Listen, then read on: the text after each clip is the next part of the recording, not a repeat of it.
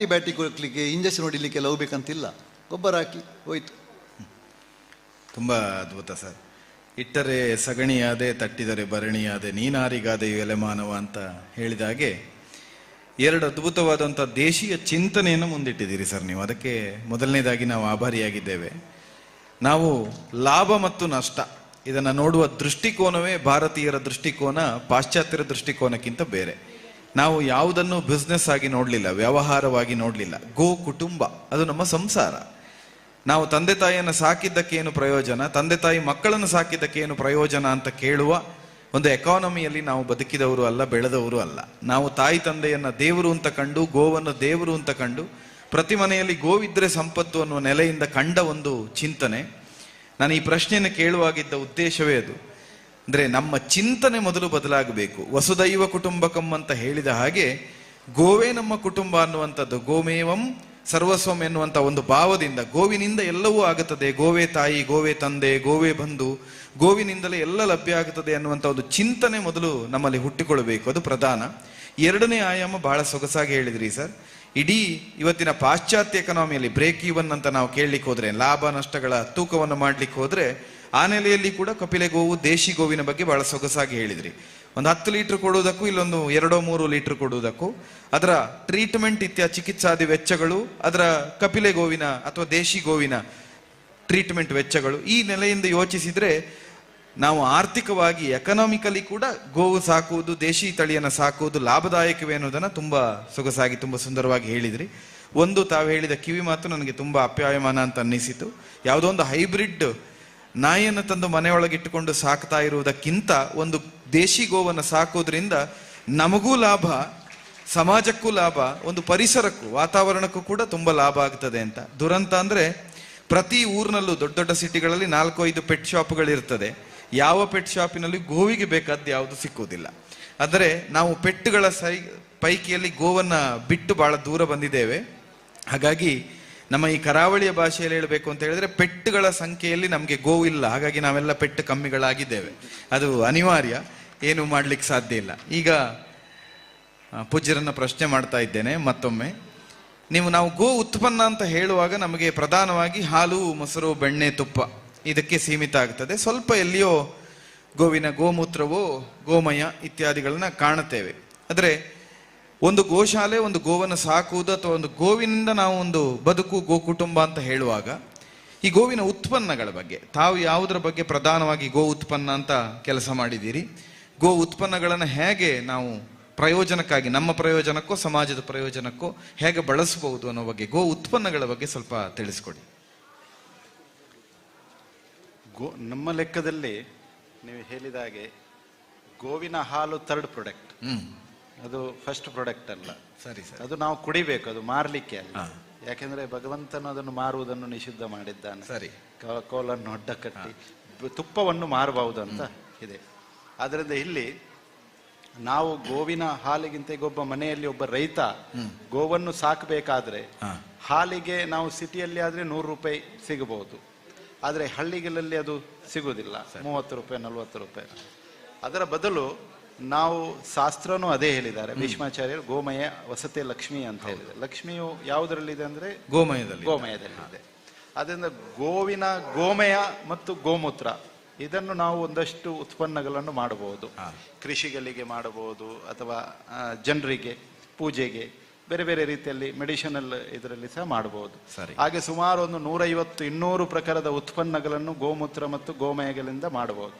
ಇತ್ತೀಚೆಗೆ ಒಂದು ಸುಮಾರು ವರ್ಷದ ಹಿಂದೆ ಜರ್ಮನ್ನಲ್ಲಿ ಸಹ ಇದರ ಗೋಮಯದ ಬಗ್ಗೆ ರಿಸರ್ಚ್ ಆಗಿದೆ.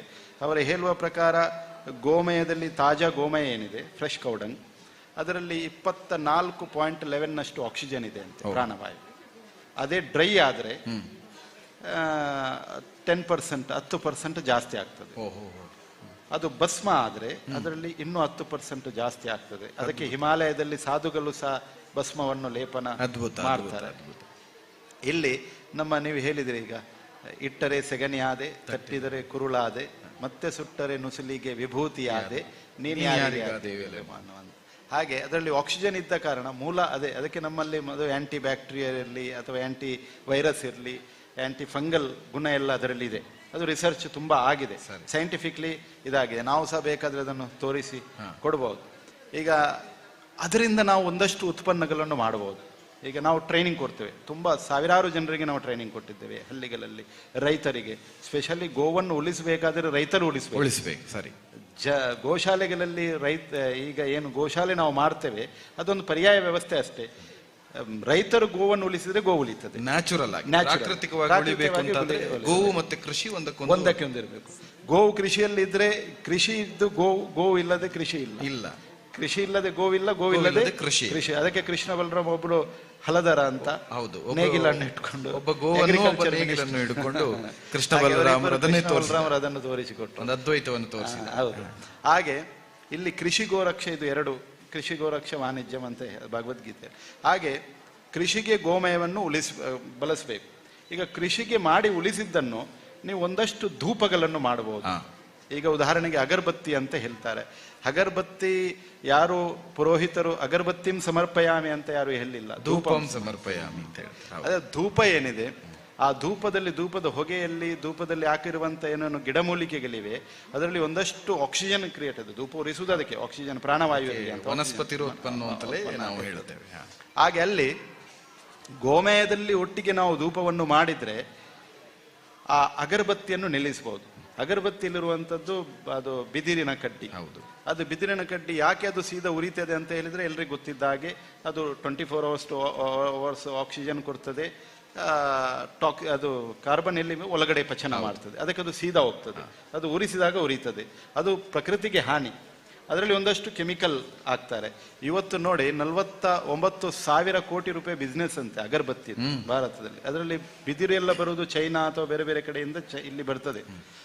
ಇಲ್ಲಿ ಬ್ಯಾಂಗ್ಳೂರು, ಮೈಸೂರಲ್ಲಿ ಅದು ಡಿಪ್ಪಾಗಿ ನಮಗೆ ಕೊಡ್ತಾರೆ. ಅದರ ಬದಲು ನಾವು ಗೋಮಯದಲ್ಲಿ ಮಾಡಿದಂಥ ಧೂಪವನ್ನು ಮನೆಯಲ್ಲಿ ಅವರು ಗೋಮಯ ಒಂದಷ್ಟು ಅವರಿಗೆ ಕಲಿಸಿ ಟ್ರೈನಿಂಗ್ ಕೊಟ್ಟು ಗೋಮಯ ಧೂಪವನ್ನು ಮಾಡಿ ನಮ್ಮ ಸಿಟಿಯಲ್ಲಿರುವಂಥವ್ರು ಅದನ್ನು ಉಪಯೋಗ ಮಾಡಿದರೆ ನಮಗೂ ಒಳ್ಳೆಯದು, ಪ್ರಕೃತಿಗೂ ಒಳ್ಳೆಯದು, ಆಕ್ಸಿಜನ್ ಸಿಗ್ತದೆ, ಒಂದಷ್ಟು ಇದಾಗ್ತದೆ. ನೆಕ್ಸ್ಟ್ ಅದರಿಂದ ನಾವು ಎಲ್ಲರೂ ಗೋಮಯವನ್ನೇ ಇಲ್ಲಿ ಮಡಿಯಲ್ಲಿ ಉಪಯೋಗ ಗೋಮಯ ಬೇಕೇ ಬೇಕು. ಆ ಗೋಮಯ ಅಷ್ಟು ಮಡಿರುವಾಗ ಗೋಮಯದಲ್ಲಿ ಸೋಪು ಮಾಡ್ತೇವೆ. ಈಗ ಇಲ್ಲಿ ಸಹ ನಮ್ಮ ಪೇಜಾವರ ಮಠದ ಗೋಶಾಲೆಯಲ್ಲಿಯೂ ಮಾಡ್ತಾರೆ. ಆ ಸೋಪನ್ನು ಉಪಯೋಗ ಮಾಡಿದರೆ, ಈಗ ಉದಾಹರಣೆಗೆ ಒಂದು ಸಿಂಪಲ್ ಉದಾಹರಣೆ ಕೊಡೋದಾದ್ರೆ, ಯಮುನಾ ನದಿ ನಮ್ದು ವೇದದಲ್ಲಿ ಉಲ್ಲೇಖ ಇರುವಂತ ನದಿ.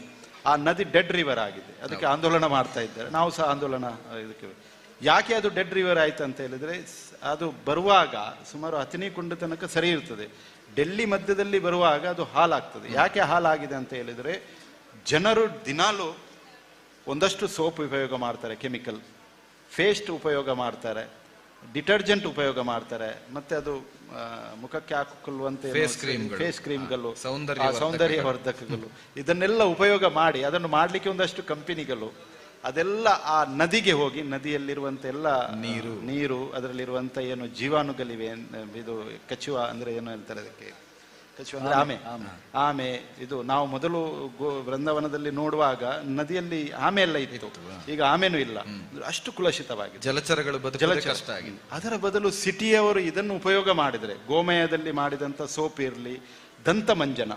ಈಗ ಉದಾಹರಣೆಗೆ ಅದೊಂದು, ಈಗ ದಂತಮಂಜನ ಇಲ್ಲಿ ಮಾಡುವಾಗ ಮೊದಲು ಇಲ್ಲಿ ಇದ್ದಿಲು ಮತ್ತು ಉಪ್ಪಲ್ಲಿ ಉಪಯೋಗ ಮಾಡ್ತಾ ಇದ್ರು. ನಾವೆಲ್ಲ ಕಡೆ ಅದನ್ನು ಹೇಳ್ತೇವೆ. ಬ್ರಿಟಿಷರು ಬಂದ್ರು ಇಲ್ಲಿ ನಮ್ಗೆ ಅವರು ವೈಟ್ ಕೋಟ್ನವರು ಹೇಳಿಕೊಟ್ರು, ಭಾರತೀಯರಿಗೆ ಹಲ್ಲು ಉಜ್ಜಲಿಕ್ಕೆ ಗೊತ್ತಿಲ್ಲ, ಹೈಜೀನ್ ಗೊತ್ತಿಲ್ಲ, ಸ್ವಚ್ಛತೆ ಗೊತ್ತಿಲ್ಲ ಅಂತ ಅವರು ಸ್ನಾನ ಮಾಡ್ಲಿಕ್ಕೆ ಮತ್ತು ಸರಿಯಾಗಿ ಎಲ್ಲ ತೊಳೆಯಲಿಕ್ಕೆ ಕಲಿತದ್ದು ಇಲ್ಲಿಂದಲೇ. ಅದರಿಂದ ಅವರು ನಮ್ಗೆ ಹೇಳಿದ್ರು ಗೊತ್ತಿಲ್ಲ ಅಂತ. ಅವರು ಪೌಡರ್ ಫಾರ್ಮ್ ಅಲ್ಲಿ ನಮ್ಗೆ ಕಾಲ್ಗೇಟ್ ತಂದ್ರು. ಸಿಹಿ ಯಾವತ್ತು ಸಿಹಿ ಬೆಳಿಗ್ಗೆ ಉಜ್ಜಬಾರದು ಬಾಯಿಗೆ, ಯಾಕೆಂದ್ರೆ ನಿಮ್ಮ ರಸೇಂದ್ರಿಯದ ಮೂಲ ಇರುವುದು ಎಲ್ಲಿ? ನಾಲಿಗೆಯಲ್ಲಿ ರಸದ ಬಗ್ಗೆ ಗೊತ್ತಾಗೋದು, ಸಡ್ರಸದ ಬಗ್ಗೆ. ಅಲ್ಲಿ ನೀವು ಸಿಹಿ ಬೆಳಿಗ್ಗೆ ಕೊಟ್ರೆ, ಆಯುರ್ವೇದ ಹೇಳ್ತದೆ ಕಷಾಯ ಕೊಡ್ಬೇಕಂತ, ಕಷಾಯದ ಇದು ತಾಗ್ಬೇಕು, ಆಗ ಶುಗರ್ BP ಬರುವುದಿಲ್ಲ.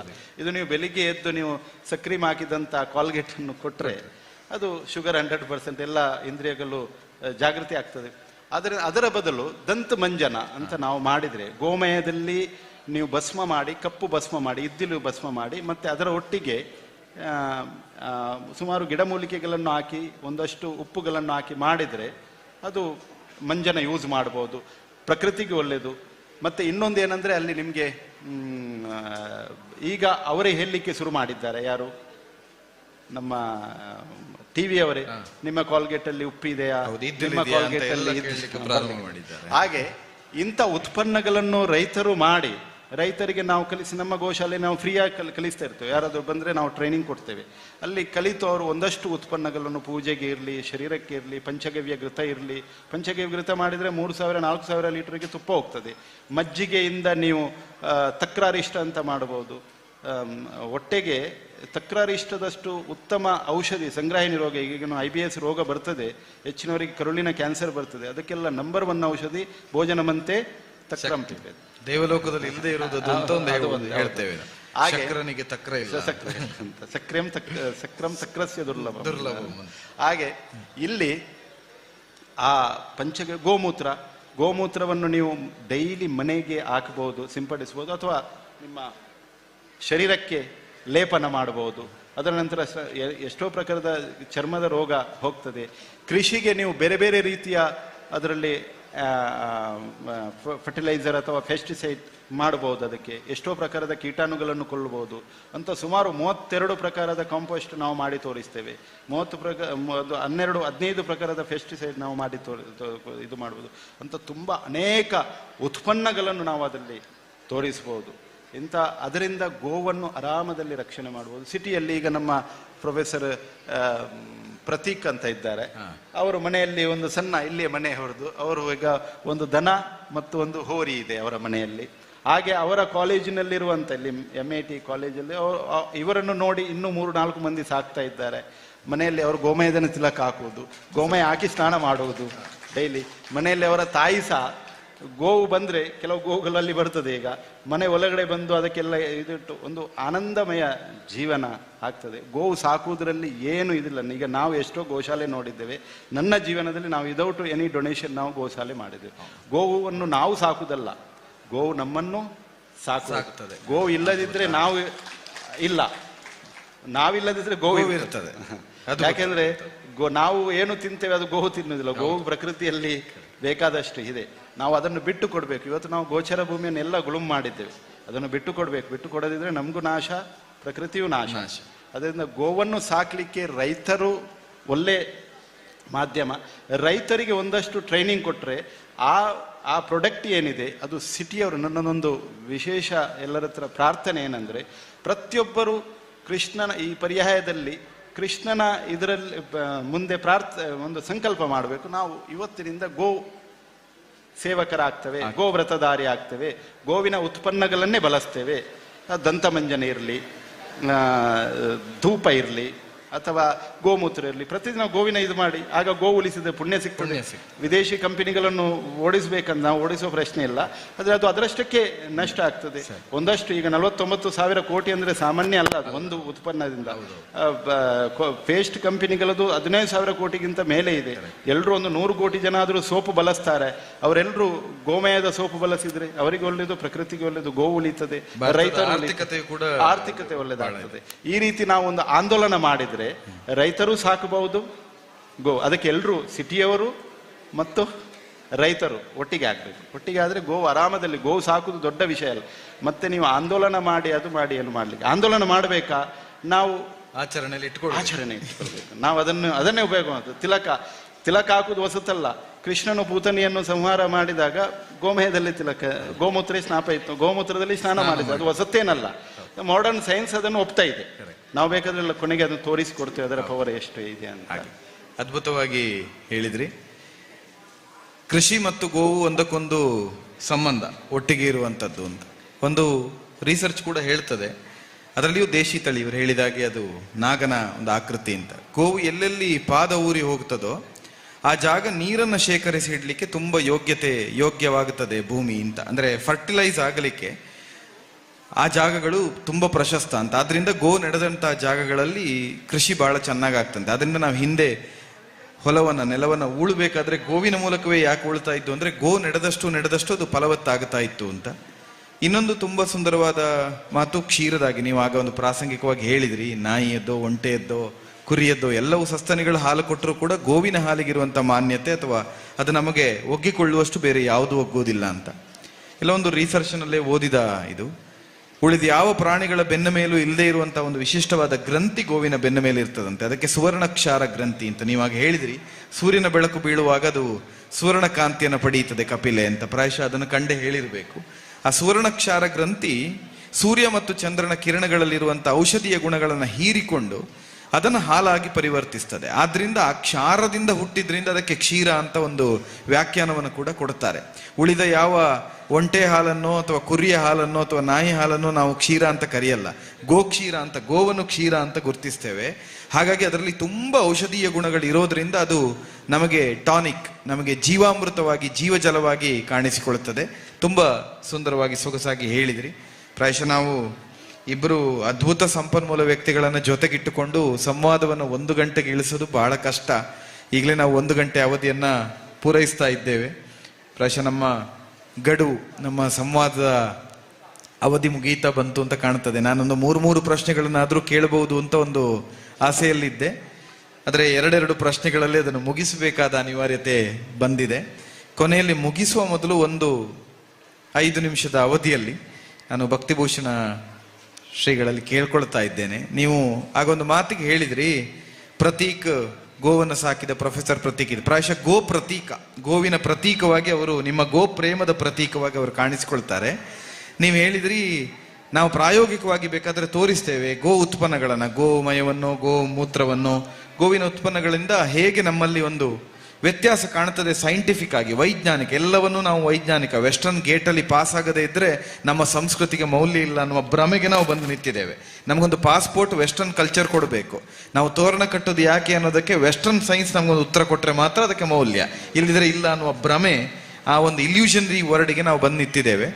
ಆ ಒಂದು ಪ್ರಾಯೋಗಿಕವಾಗಿ ಕಾಣುವಂಥವ್ರಿಗೆ ಕೂಡ ಒಂದು ಸ್ಪಷ್ಟವಾಗಿ ಅರ್ಥ ಆಗಲಿಕ್ಕೋಸ್ಕರ ಒಂದು ಇಲ್ಲೇ ಯಾರಾದರೂ ಒಂದು ಆಡಿಯನ್ಸ್ ಸೇರಿಕೊಂಡಂಥ ಪ್ರೇಕ್ಷಕರಲ್ಲೇ ಒಬ್ಬರನ್ನ ಕರೆದು ಒಂದು ಪ್ರಾಯೋಗಿಕವಾಗಿ ನೀವು ಆ ವ್ಯತ್ಯಾಸವನ್ನ, ಚಿಕಿತ್ಸೆಯ ವ್ಯತ್ಯಾಸವನ್ನ ಅಥವಾ ಅಂತಸತ್ವದ ವ್ಯತ್ಯಾಸವನ್ನ ತೋರಿಸ್ಕೊಡ್ಬಹುದಾ ಅಂತ ಮೊದಲಾಗಿ ಕೇಳ್ತೇನೆ. ಖಂಡಿತ ಸಾಧ್ಯ ಉಂಟು ಅಂತಾದ್ರೆ ಖಂಡಿತ ಪ್ರಾಯೋಗಿಕವಾಗಿ ನಾವು ಮಾಡೋಣ. ಅದಕ್ಕೆ ತಾವು ಹೇಳಿದ ಹಾಗೆ ಇದು ಸಮಯ ಅಭಾವ ಬಹಳ ಇದೆ. ಆದ್ರೆ ಸಂಕ್ಷಿಪ್ತವಾಗಿ ನೀವು ಹೇಳಿದ ಹಾಗೆ ಆರೋಗ್ಯಂ ಭಾಸ್ಕರದ ಇಚ್ಛೇತ ಅಂತ, ಸೂರ್ಯನಿಂದ ಆರೋಗ್ಯ ಬರೋದು, ಸೂರ್ಯ ಮತ್ತು ಚಂದ್ರರಿಂದ ಕ್ಷಯ ಅಪಚಯಗಳು ಆಗ್ತದೆ. ಅದರಿಂದ ಗೋವಿನ ಮೇಲಿರುವಂತದ್ದು ಸೂರ್ಯಕೇತು ನಾಡಿ ಏನಿದೆ, ಹೌದು, ಆ ನಾಡಿಗೆ ಗೋವು ಗುಡ್ಡೆಯಲ್ಲಿ ಮೇದಾಗ ಸೂರ್ಯನ ಕಿರಣಗಳಲ್ಲಿ 7 ಕಿರಣಗಳಿವೆ. ಅದು ಪ್ರತಿಯೊಂದರಲ್ಲಿ ಪ್ರತಿಯೊಂದು ಅಂಶಗಳಿವೆ. ಅದು ಭೂಮಿಗೆ ಆ ಗೋವಿನ ಇದಕ್ಕೆ ಬಿದ್ದಾಗ ಅದು ಆಕ್ಟಿವ್ ಆಗಿ ಪಂಚಗವ್ಯದಲ್ಲಿ ಅದನ್ನು ಕಾಣಬಹುದು. ಬೇರೆ ಬೇರೆ ಇರ್ತದೆ, ದೊಡ್ಡ ಸೈನ್ಸ್ ರಿಪೋರ್ಟ್. ಮತ್ತೆ ಇನ್ನೊಂದು ನೀವು ಹೇಳಿದ್ರಿ, ಸೈಂಟಿಫಿಕ್ಲಿ ನಾವು ತೋರಿಸಬೇಕು ಅಂತ. ಸೈಂಟಿಫಿಕ್ಗೆ ಸೈನ್ಸ್ನವರೇ ಕೊಟ್ಟರೆ ಒಳ್ಳೇದು. ಅವರು ಇಂಜಿನಿಯರ್, ಪ್ರೊಫೆಸರ್, PhD ಮಾಡ್ತಾ ಇದ್ದಾರೆ.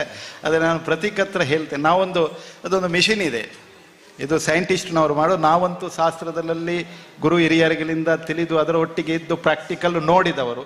ಆದರೆ ಜನರಿಗೆ ಒಂದು ಕಣ್ಣಿಗೆ ಏನೆಲ್ಲ ಚಮಕ್ ಮೇ ದಮಕ್ ಅಂತ ಹೇಳ್ತಾರಲ್ವ, ಹಾಗೆ ಆ ಒಂದು ರೀತಿಯ ತೋರಿಸಬೇಕಾದ್ರೆ ಒಂದು ಮಿಷಿನ್ ಇದೆ. ಇದು ಓರಾ ಚೆಕ್ಕಿಂಗ್ ಮಿಷಿನ್ ಅಂತ. ಇದರಲ್ಲಿ ನಮ್ಮ ಪ್ರಭಾವಳಿಯನ್ನು ನಮ್ಮ ತೋರಿಸ್ತದೆ ಅದು. ಆಗ ಅದರಲ್ಲಿ ನಮ್ಮ ವಿದೌಟ್ ನಾವು ಗೋವು ಏನು ಇಲ್ಲದಿದ್ರೆ, ಮೊಬೈಲ್ ಇದ್ದಾಗ ಎಷ್ಟು ಓರ ಇರ್ತದೆ, ಮೊಬೈಲ್ ಇಲ್ಲದೆ ಮೊಬೈಲ್ ಇದ್ದು ಗೋವಿನ ಆ ಉಂಡೆ ಏನಿದೆ ಅದನ್ನು ಇಟ್ಕೊಂಡು ಎಷ್ಟು ಓರ ಬರ್ತದೆ ಅಂತ ನಾವು ಚೆಕ್ ಮಾಡಬಹುದು. ಯಾರಾದರೂ ಒಬ್ರು ವೀಕ್ ಇದ್ದವರು ಬನ್ನಿ, ಆರಾಮದಲ್ಲಿ ಇಲ್ಲಿಂದಲೇ ಬನ್ನಿ, ಯಾರಾದರೂ ಪಬ್ಲಿಕ್ ಇಂದ ಬನ್ನಿ, ಹೆದರಬೇಡಿ, ನೀವು ಬನ್ನಿ, ಸ್ಟೇಜಿಗೆ ಬನ್ನಿ, ಯಾರಾದರೂ ಒಬ್ಬರು ಬನ್ನಿ. ಹೆಂಗಸರು ಆಗ್ಬೋದು, ಬನ್ನಿ. ಮೊಬೈಲ್ ಒಂದು ಇಟ್ಕೊಳ್ಳಿ, ಅವರ ಹತ್ರ ಮೊಬೈಲ್ ಇದೆ, ನಾವೇ ಕೊಡುವ, ತೊಂದರೆ. 2 ಮೊಬೈಲ್ ಇದೆ, ಬನ್ನಿ, ಕೈ ಹಿಡ್ಕೊಳ್ಳಬಹುದು.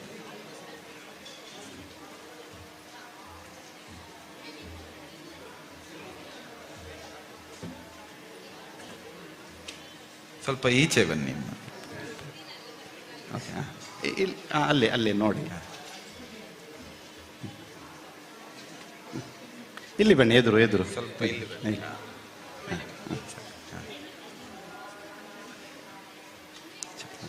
ಇದು ಮಿಷಿನ್, ಇದರಲ್ಲಿ ಅವ್ರದ್ದು ಓರ ಚೆಕ್ಕಿಂಗ್ ಆಗ್ತದೆ, ಎಷ್ಟು ಮೀಟರ್ ಇರ್ತದೆ ಅಂತ.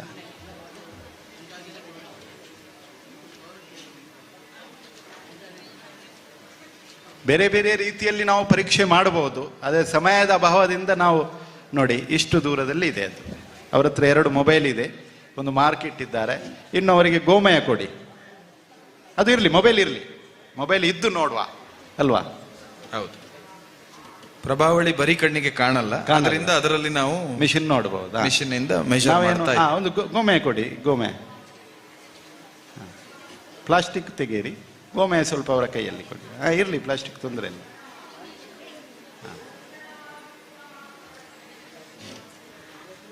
ನೋಡಿ ಅವರಿಗೆ ಅವರು ಗೋಮಯವನ್ನು ಭಕ್ತಿ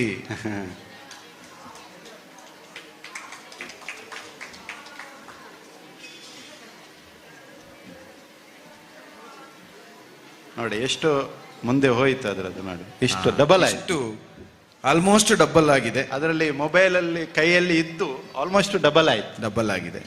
ಹಾಗೆ ನಾವು ಇಂಥ ಅನೇಕ ಪರೀಕ್ಷೆಗೆ ಪಂಚಗವ್ಯದ ಒಂದು ತೋರಿಸಿ. ಇನ್ನೊಬ್ಬರು ಯಾರಾದ್ರೂ ಬನ್ನಿ, ಇನ್ನೊಬ್ಬರು ಯಾರಾದ್ರೂ ಒಬ್ರು ಬನ್ನಿ, ಪಂಚಗವ್ಯದ ಒಂದು ತೋರಿಸಿ.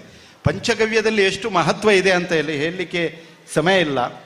ಪಂಚಗವ್ಯ ಎಲ್ಲ ರೋಗಗಳನ್ನು ನಾಶ ಮಾಡುವಂತೆ, ಇವತ್ತು ಡಿಪ್ರೆಷನ್ ಇರಲಿ, ಬೇರೆ ಬೇರೆ ರೋಗಗಳು ಇರಲಿ, ಆ ಎಲ್ಲ ರೋಗಗಳನ್ನು ನಾವೇ ಎಷ್ಟು ಜನರಿಗೆ ನಾವು ಸಹ ನಾಡಿ ಚಿಕಿತ್ಸೆ ಸ್ವಲ್ಪ ಭಗವಂತನ ಕೃಪೆಯಿಂದ ಮಾಡ್ತೇವೆ, ಗುರುಗಳ ಕೃಪೆಯಿಂದ.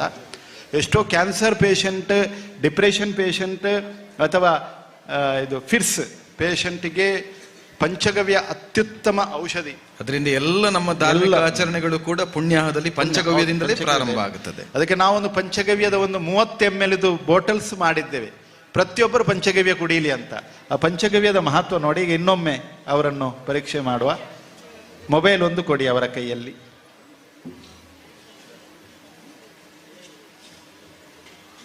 ಒಂದು ಮೊಬೈಲ್ ಇರಲಿ.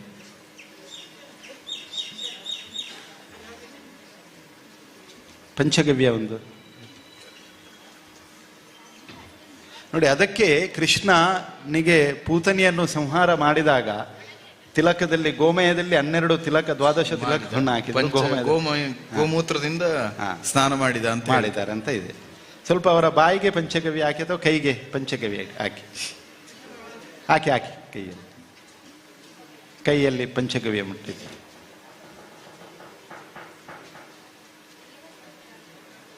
ಇಂಥ ಅನೇಕ ಟೆಸ್ಟ್ಗಳಿವೆ. ನಾವು ಆರಾಮದಲ್ಲಿ ಟೆಸ್ಟ್ ಮಾಡಬಹುದು, ಆದರೆ ಸಮಯದ ಅಭಾವ. ಸಾಧ್ಯ ಆದರೆ ನೀವು ಬೇರೆ ಬೇರೆ ಗೋಶಾಲೆಗಳಿಗೆ ಹೋಗಿ ನೀವೇ ಅನುಭವಿಸಿ, ಅದು ಪ್ರಾಕ್ಟಿಕಲ್ ಮಾಡಿದರೆ ಒಳ್ಳೆಯದಾಗ್ತದೆ. ಮೊಬೈಲ್ ಇರಲಿ. ಕೊರಿ ಕೊರಿ.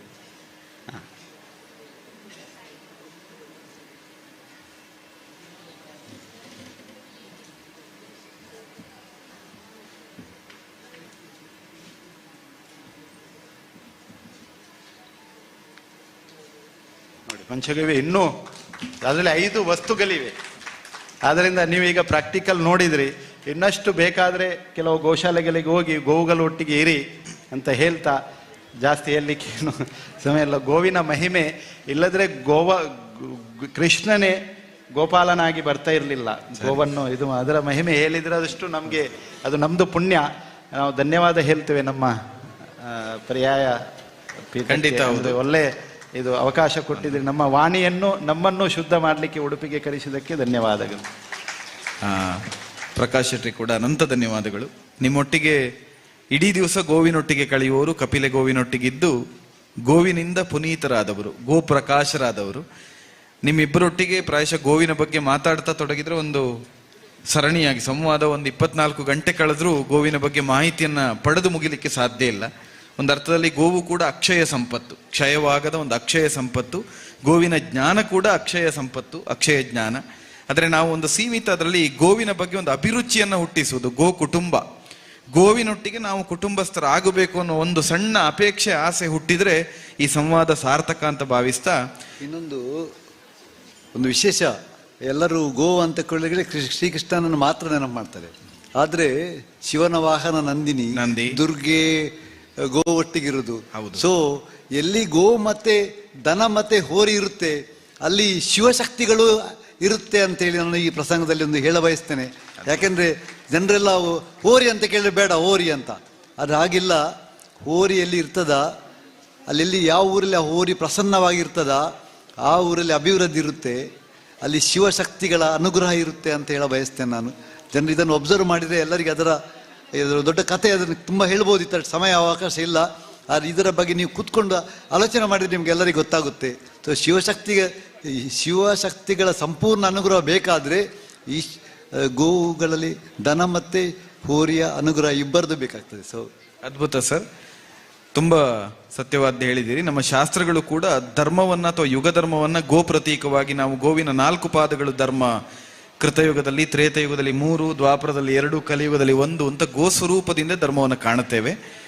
ವಿಶ್ವಗೀತ ಪರ್ಯಾಯದಲ್ಲಿ ನಮಗೆ ಒಂದು ಅದ್ಭುತವಾದಂಥ ಅವಕಾಶವನ್ನ, ಗೋವಿನ ಬಗ್ಗೆ ಒಂದು ಚಿಂತನೆಯನ್ನು ನಡೆಸುವುದಕ್ಕೆ ಅಥವಾ ಗೋವಿನ ಬಗ್ಗೆ ಒಂದು ಚಿಂತನ ಮಂಥನವನ್ನು ಮಾಡಲಿಕ್ಕೆ ಒಂದು ಅವಕಾಶವನ್ನು ಇತ್ತಂತ ಪರ್ಯಾಯದ ಪೂಜ್ಯ ಶ್ರೀಪಾದರಿಗೂ ಹಾಗೂ ಎಲ್ಲ ಸಂಬಂಧಪಟ್ಟವರಿಗೆ ಧನ್ಯವಾದವನ್ನು ಅರ್ಪಿಸ್ತಾ, ಗೋವಿಗಾಗಿ ತಮ್ಮ ಬದುಕನ್ನಿಟ್ಟಂತ ಇಂಥ ಇಬ್ಬರು ಸಂಪನ್ಮೂಲ ವ್ಯಕ್ತಿಗಳು ಸದಾ ಸುಖವಾಗಿರಿ. ನಿಮ್ಮಿಂದ ಗೋ ಸಂಪತ್ತು, ಗೋವು ವೃದ್ಧಿಯಾಗಲಿ, ಗೋಮಿನಿ ಅರ್ಥಾತ್ ಭೂಮಿಯೇ ಗೋವಿನಿಂದ ಹೃಷ್ಟಪುಷ್ಟವಾಗಲಿ ಅಂತ ಮತ್ತೊಮ್ಮೆ ಶ್ರೀಕೃಷ್ಣನಲ್ಲಿ ಪ್ರಾರ್ಥಿಸ್ತಾ, ಸಮಸ್ತರಿಗೂ ಕೂಡ ಸಂವಾದದಲ್ಲಿ ಪಾಲ್ಗೊಂಡದ್ದಕ್ಕೆ ಧನ್ಯವಾದವನ್ನು ಅರ್ಪಿಸ್ತಾ ನಾವು ಸಂವಾದಕ್ಕೊಂದು ಪೂರ್ಣ ವಿರಾಮವನ್ನು ಇಡ್ತಾ ಇದ್ದೇವೆ. ಭದ್ರಂ ಶುಭಂ ಮಂಗಳಂ. ಒಂದು ಗೋ ಉತ್ಪನ್ನ ಬೇಕಾದರೆ ಇಲ್ಲಿ ಮಠದ ಗೋಶಾಲೆಯಲ್ಲಿಯೂ ಇಲ್ಲಿಯೂ ಸಿಗ್ತದೆ. ಮತ್ತೆ ಈಗ ಪಂಚಗವ್ಯ ಏನಾದರೂ ಬೇಕಾದರೆ ಆ ಪ್ರತೀಕ್ ಅವ್ರ ಹತ್ರ ನೀವು ಮಾತಾಡ್ಬೋದು. ಜೈ ಗೋಮಾತೆ.